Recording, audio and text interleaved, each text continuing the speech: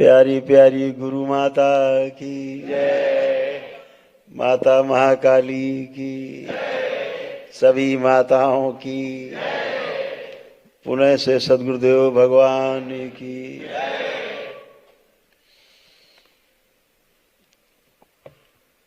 इस महाशिव की रात्रि में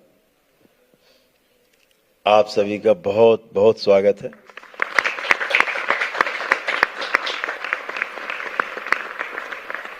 आप सभी लोग जो दरबार में ध्यान साधना के कार्यक्रम में भाग ले रहे हैं, भजन में, और जो लोग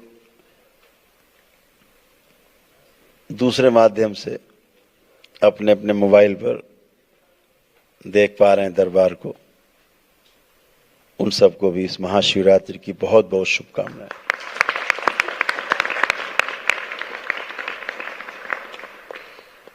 ये महाशिव की रात्रि है। एक तो भोलेनाथ,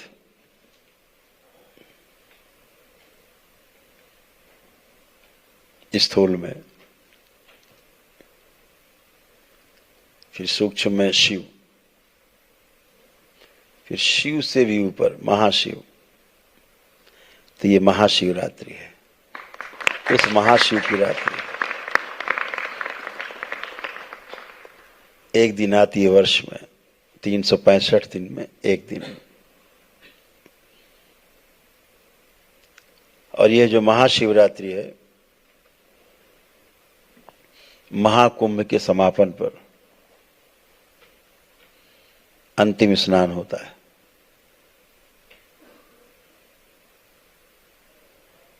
अनायास नहीं है सब कुछ। सब कुछ ग्रह गोल नक्षत्र के आधार पर है। अर्थात शरीर कैसे निरोगी रहेगा,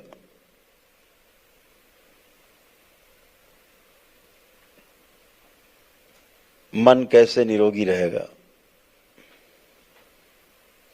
जब तक मन निरोगी नहीं होगा, शरीर कभी निरोगी नहीं रह सकता। असंभव है, एकदम नामुमकिन। जब तक मानसिक अवस्था आपकी सही नहीं होगी, मस्तिष्क आपका स्वच्छ नहीं होगा, स्वस्थ नहीं होगा, तब तक शरीर कभी भी आपका पूरी तरह स्वस्थ नहीं रह सकता।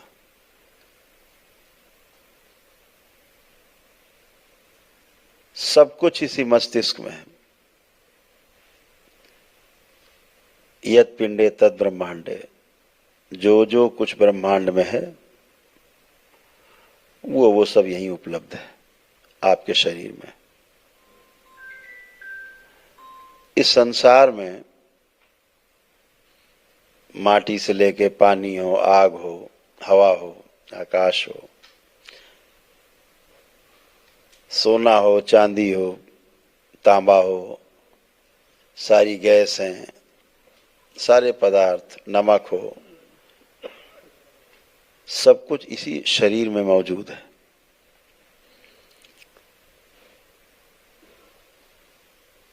मनुष्य के शरीर में सब कुछ उपलब्ध है।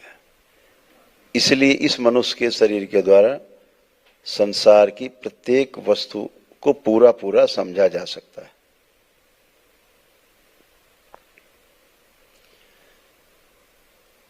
समझने के लिए धारणा बहुत आवश्यक है। ध्यान के लिए धारणा अति आवश्यक है। बिना मजबूत धारणा के आप ध्यान में कभी भी उतर नहीं सकते।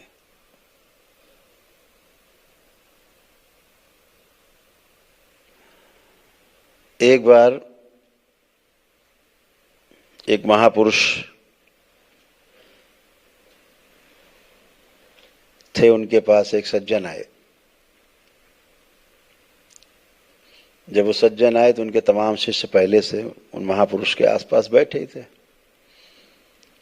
तो उन्होंने पूछा कि प्रभु, आपसे एक बात हमें पूछना है, सवाल है हमारा, ये बताइए। तो उन्होंने कहा क्या ईश्वर होता है?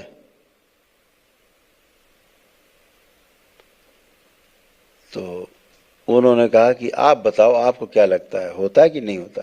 बोले हमें तो लगता है कि ईश्वर होता है।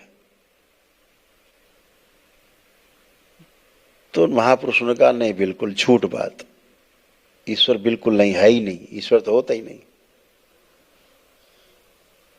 बोले फिर? बोले होता ही नहीं। बोले हम देखते हैं कैसे नहीं होता, भाई हम ढूंढेंगे। चले गए। उसके बाद एक दिन दूसरे सज्जन आए, उनका भी ऐसा ही सवाल था। कथा है कि प्रभु हम ध्यान साधना करते हैं, ठीक से हो नहीं पा रही, आपसे एक सवाल है, क्या ईश्वर वाकई में होता है? तो उन्होंने कहा कि तुम्हें क्या लगता है, ईश्वर होता है कि नहीं होता? उनका नहीं, हमें तो लगता है कि ईश्वर तो होता है नहीं, होता ही नहीं। बोले बिल्कुल गलत, ईश्वर तो है।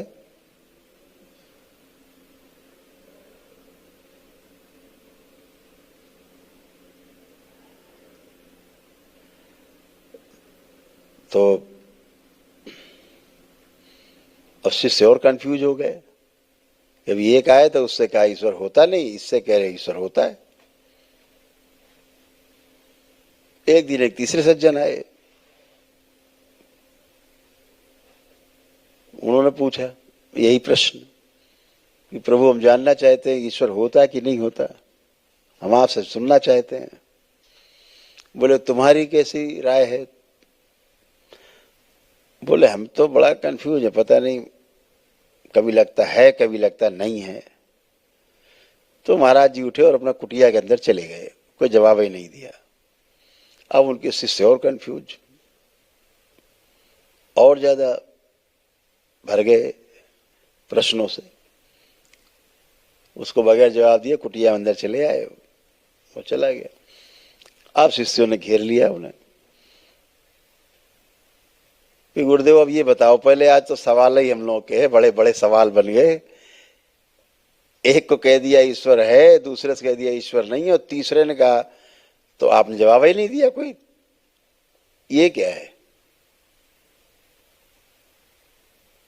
तो उन्होंने कहा देखो बात सुनो, बात धारणा की, हम तो धारणा तोड़ते हैं। पहले ने कहा, हमने पूछा उससे तुम्हें क्या लगता है, उसने कहा ईश्वर होता है।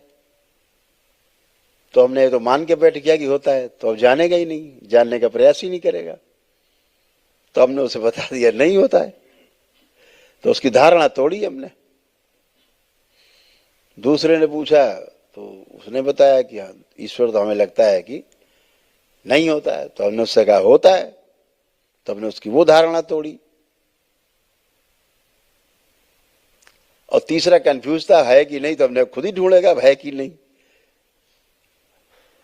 खुद ही ढूंढे, धारणा बन जाएगी उसकी। तो धारणा मजबूत होनी चाहिए। धारणा अगर मजबूत रहती है तो ध्यान ठीक से होता है। जैसे आप सबकी धारणा है भोलेनाथ पे है, शिव पे है, बाबा पे है, माँ पे है, दरबार पे है, एक धारणा, दरबार के प्रति एक धारणा बन गई आपके अंदर, मजबूत धारणा कि हम मजबूत और सुरक्षित हाथों में, ये एक धारणा बन गई। दरबार जो रास्ता दिखाएगा वो सही ही होगा, ये धारणा मजबूत है, इसलिए आपका ध्यान सही होता है, इसलिए आप ध्यान साधना कर पाते हो।